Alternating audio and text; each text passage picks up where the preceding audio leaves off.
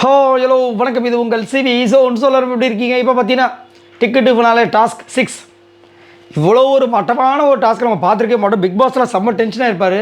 எவ்வளோ கஷ்டப்பட்டு clear coin டாஸ்க்கை கொடுத்தா இவ்வளோ மட்டமாக ஒரு கேவலமான ஒரு ஸ்ட்ராட்டஜியை போட்டு விளாட்றாங்க. இந்த விக்ரம் இருக்கார் பாருங்க, அப்பா அந்த கேமோட ஸ்பாய்லர் தான் சொல்லி ஆகணும். சூப்பரான ஒரு டாஸ்க்கு. பிக் பாஸ் ஆல்ரெடி ஒரு விஷயத்தை கொடுத்துருக்காரு. என்ன கொடுத்துருக்காருன்னா, ட்ரெஸ்ஸிங் ரூமு, அதுக்கப்புறம் பாத்ரூம், இதை தவிர்த்து நீங்கள் எங்கே வேணாலும் ஓடலாம்னு சொல்லிட்டாங்க. அப்போது இந்த டாஸ்க்கு இது மட்டும்தான் இந்த வாரம் இருக்குது டாஸ்க்கு, அதாவது இன்றைக்கி டாஸ்க்கு. அப்படின்னும் போது இந்த டாஸ்க்கை வந்து கொஞ்சம் எடுத்துகிட்டு போகணும் அப்படின்னு ஆசைப்பட்றாங்க. இவர் டப்பு என்ன பண்ணிட்டாரு, நம்ம வந்து பிளானை போட்டுருவோம். ஃபஸ்ட்டு வந்து சபரி தூக்குறோம், ரெண்டாவது வந்துட்டு கமருதீன் தூக்குறோம், மூணாவது விஜய பார்வதி முடிச்சு விட்டார். அங்கே ஒன்றுமே நடக்கலை. இதுக்கு வந்துட்டு பிக் பாஸ் வந்து பிக் பாஸ் வீட்டை ஃபுல்லாக யூஸ் பண்ணு சொன்னதுக்கு ஒரு சின்ன ஒரு ஒரு கட்டம் சதுரம் போட்டுக்கலாம். ஏன்னா அதுக்குள்ளே தான் அப்படியே உட்காந்துருந்தாங்க போட்டு அமுக்கிக்கின்னு. அதை வந்து இப்போ வந்து கமருதீன் அமுக்கும்போது அவர் கொஞ்சம் மூச்சு ஒரு மாதிரி இந்த மூச்சு வாங்குற குழலில் வந்து இதுவாகிடுச்சு போல இருக்குது. ஆனால் இவருக்கும் ஆச்சு. ஆனால் சபரிக்கு பாவம் ரொம்ப. ஏன்னா சபரியை பிடிக்கும்போது கமருதீன் பிடிச்சார். அப்போ வந்து விஜய் பார்வதி ஒரு விஷயத்தை சொல்கிறாங்க. என்ன சொல்லியிருக்காங்கன்னா, அங்கே வேணாண்டா, சபரிக்கிட்ட போகாதரா, ஏன்னா இவங்க ஏதோ பிளான் போடுற மாதிரி தெரியுதான்னு சொல்லியிருக்காங்க. இவர் கேட்காம போய் அமுக்கியிருக்காரு. இப்போ வந்து கமருதீன் வந்து அதை நினச்சி ஃபீல் பண்ணி அழுகுறாரு பயங்கரமாக. அப்போ சொல்கிறாங்க, ஏன்டா அப்படி பண்ணுறேன், ஏன்டா அவங்களுக்கு போய் நான் அப்பயே சொன்னல உங்ககிட்டன்றாங்க அந்த ரகசியத்தை. என்னென்னா, ஆக்சுவலாக இந்த பிளானே தெரியாது. இவங்க 3 பேர் தவிர்த்து தான் வந்து விக்ரம் வந்து பிளானை போட்டிருக்காரு.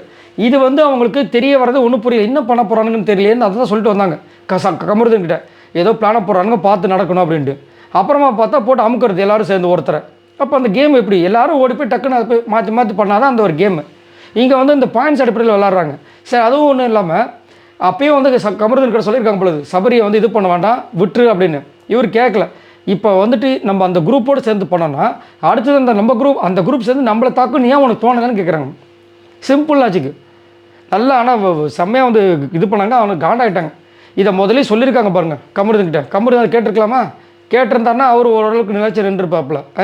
இப்போ சபரிக்கும் போச்சு எல்லோரும். இப்போ இவங்க பண்ணுற விஷயங்கள் முன்னாடி இவங்களுக்கு தெரிஞ்சுன்னா இவங்க 3 பேரும் சேர்ந்து ஒரு கேம் மாதிரி போட்டு செம்மையாக ஒரு விஷயம் பண்ணியிருக்கலாம்.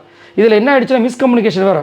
சபரி வந்துட்டு வேறு கைத்தறி கிளாப் பண்ணாரா. இவங்க எதுக்காக இது பண்ணுறேன், நான் கமருதீனுக்காக மட்டும் இல்லை உனக்காக வந்திருப்பேன், ஆனால் அங்கே என்ன நடக்குதுன்னு எனக்கு தெரியல அப்படின்போது உனக்கு தெரியாது அப்படி கேட்பார். இல்லை சத்தியமாக எனக்கு தெரியாதுடா அப்படி சொன்னதுக்கப்புறம் தான், அப்படியா சரி ஒரு 5 நிமிஷம் கொடு. அப்போ தான் அவருக்கு மைண்டு ரிஃப்ரெஷ் ஆகுது. சபரியும் தப்பாக நினச்சிருக்காரு. ஆக்சுவலாக எல்லாம் பிளான் போட்டு ஃபஸ்ட்டு சபரி தூக்கலாம் தான் பிளான் போட்டிருக்காங்க. அதில் விஜய் பார்வதி உடந்தன்ற மாதிரி நினச்சிக்கிட்டார் போல இருக்குது. அப்புறம் சொன்னதுக்கப்புறமே எனக்கு தெரியாதுடா சத்தியமாக, அதனால தான் நான் ஃபஸ்ட்டு வரல, அதுக்கப்புறமா கமருதீனுக்கு வந்தேன். இப்போ 3வது டாஸ்க் வேறு யாராவது அமுக்கினா கூட நான் வருவேன்டா அப்படின்றாங்க. அப்படி அவனுக்கு தெரியாது. சரி எனக்கு 5 நிமிஷம் டைம் கொடு, நான் பேசுகிறேன்னு சொல்லிட்டு போய்ட்டு அதுக்கப்புறம் வந்து நார்மலாக பேசினாப்புல. எனக்குமே இருந்துச்சு அப்படி இப்படின்னு சொல்லி சமாளித்தாலும் அவர் கொஞ்சம் கஷ்டமாயிடுச்சு. என்னடா ஃபஸ்ட் ரவுண்டில் நம்மளை தூக்கிட்டாங்களா அப்படின்ட்டு. எது எப்படியோ விஜய் பார்வதி கரெக்டாக வந்து கணிச்சிருக்காங்க. பட் என்ன பண்ணுறது, நோ யூஸ், அவங்களே வெளியே தூக்கியாச்சு. இப்போ பார்த்தீங்கன்னா எல்லாருமே போயிட்டாங்க. அரோராலேருந்து திவ்யா. சரி, இதை பற்றி உங்களை கருத்தில் சொல்லுங்கள். பாய் நண்பர்களே.